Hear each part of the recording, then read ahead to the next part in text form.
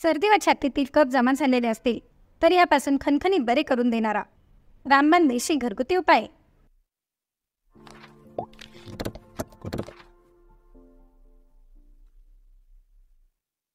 नमस्कार मित्रमैत्रिणींनो, जीवन संजीवनी या official YouTube चॅनलमध्ये आपले स्वागत आहे। आपल्या जर छातीत कफ जमा झालेला असेल, छाती मोकळीच होत नसेल आणि यामुळे सर्दी कफ हे देखील वाढले असतील तर या त्रासापासून घरच्या घरी सहजतेने अगदी एका वेळेसच्या वापराने सुटका करून देणारा असा घरगुती आणि रामबाण उपाय आज मी आपल्यासाठी घेऊन आले आहे। ज्या व्यक्तींना त्रास होत आहे त्या व्यक्तींनी लगेचच हा उपाय करायचा आहे।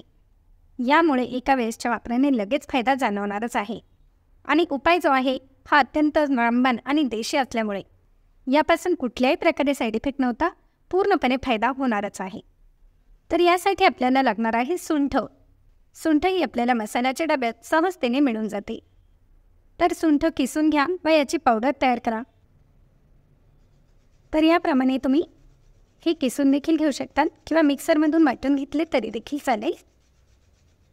याची पावडर तयार करून घ्यायची आहे। तर याप्रमाणे ही पावडर तयार करून घ्यायची आहे। याप्रमाणे मंद आचेवर एक जाड पोळाचे पातळ ठेवा। यामध्ये साधारण 1 चमचा ही पावडर टाकायची आहे आणि पाव चमचा भरून हळद पावडर आणि अर्धा लिंबू घेऊन हा लिंबू देखील यामध्ये पिळून घ्या। याप्रमाणे हे छान मिक्स करून घ्यायचे आहे आणि गरम करून हे याप्रमाणे थोडेसे घट्ट झाले की गॅस बंद करा। याप्रमाणे हे मिश्रण आपल्याला तयार होऊन मिळेल। तर या तयार झालेल्या मिश्रणाचे 3 भाग करायचे आहेत। याप्रमाणे 3 भाग करून घ्या।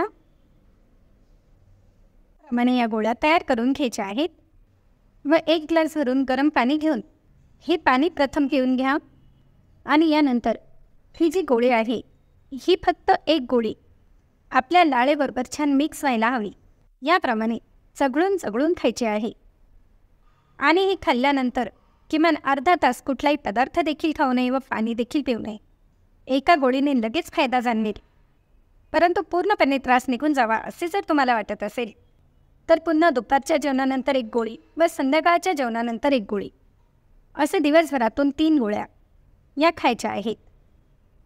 यामुळे अवघ्या एका दिवसात सर्दी असो किंवा छातीतील कफ असो पूर्णपणे निघून जातो व आपण खणखणीत बरे देखील होतो। तर मग आहे की नाही अत्यंत साधा सोपा आणि घरगुती नॅचरल उपाय?